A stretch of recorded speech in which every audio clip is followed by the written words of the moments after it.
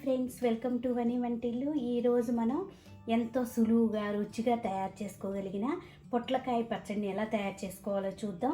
ఇది వేడి వేడి అన్నంలో నెయ్యి వేసి తింటే అన్నం మొత్తం కూడా దీంతో తినాలనిపిస్తుంది, అంత రుచిగా అనిపిస్తుంది. పొట్లకాయ పచ్చడి ఎలా తయారు చేసుకోవాలో చూద్దాం. ఓ పొట్లకాయని తీసుకోండి, శుభ్రంగా కడుక్కుని ఈ అంచులు కట్ చేసేసుకోండి. ఇప్పుడు వీటిని చిన్న చిన్న ముక్కలుగా కోసుకుందాము.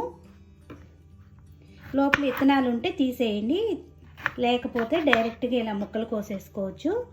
చిన్న చిన్న ముక్కలుగా ఈ పొట్లకాయని కోసుకుని పక్కన పెట్టుకుందాం. ఇలా రెడీ చేసుకున్నాక ఇప్పుడు స్టవ్ ఆన్ చేసుకుని బాండీ పెట్టుకోండి. దానిలో 1 స్పూన్ ఆయిల్ వేసుకోండి.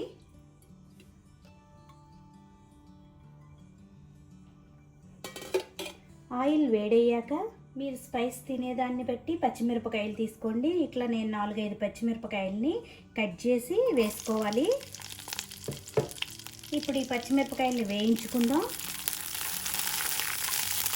ఇలా వేగిన పచ్చిమిరపకాయల్ని మిక్సీ జార్లో వేసుకుందాం.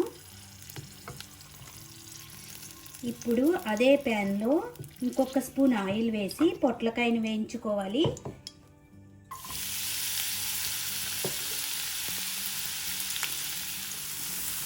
మధ్య మధ్యలో తిప్పుకుంటూ ఈ పొట్లకాయ సాఫ్ట్గా అయ్యే వరకు వేయించుకోండి.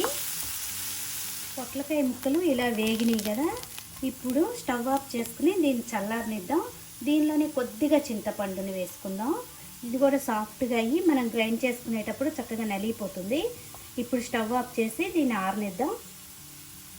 ఇప్పుడు పొట్లకాయ ముక్కలు మనకు ఆరిపోయినాయి.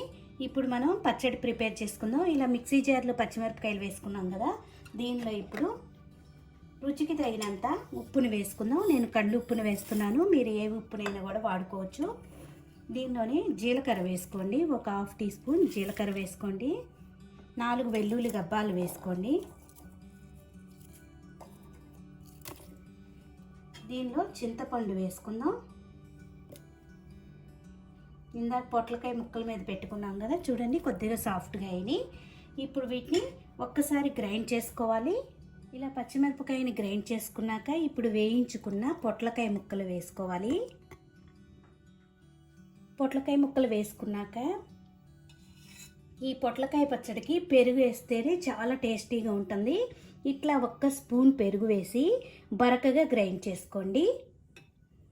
మరి మెత్తగా గ్రైండ్ చేసుకోకూడదు, చూడండి ఇలా బరకగా గ్రైండ్ చేసుకోవాలి. ఇప్పుడు మనకి పచ్చడి రెడీ అయిపోయింది. దీన్ని ఒక గిన్నెలోకి తీసుకుని ఇప్పుడు తాలింపు వేసుకుందాం. స్టవ్ ఆన్ చేసుకుని చిన్న బాండీ పెట్టుకోండి. దానిలో 1 స్పూన్ ఆయిల్ వేసుకోండి. ఆయిల్ వేడయ్యాక 2 చిన్న వెల్లుల్లిపాయ గబ్బాలని ఇలా దంచుకుని వేసుకోండి. తాలింపుల్లో ఈ మంచి సువాసన ఇస్తుంది. దీనిలో ఇప్పుడు ఎండుమిరపకాయను వేసుకుందాం. ఇలా ఎండుమిరపకాయ తుంచి వేసుకోండి. కొద్దిగా శనగపప్పు, మినప్పప్పు, ఆవాలు, జీలకర్ర వేసి వేగనివ్వాలి.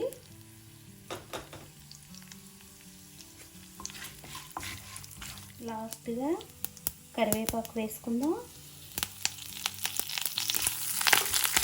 ఇప్పుడు తాలింపు వేగిపోయింది కదా, స్టవ్ ఆఫ్ చేసుకుని ఈ తాలింపుని పచ్చడిలో కలుపుకోవాలి.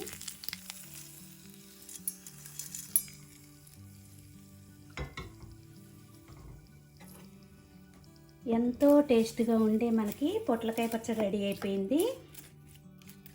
ఇది దేనిలో తిన్నా కూడా చాలా రుచిగా అనిపిస్తుంది. నేను చెప్పే కన్నా మీరు చేసి తిని చూస్తే మీకు ఆ రుచి ఏంటో తెలుస్తుంది. నా వీడియో మీకు నచ్చినట్టయితే ఒక లైక్ చేయండి, షేర్ చేయండి, కామెంట్ చేయండి.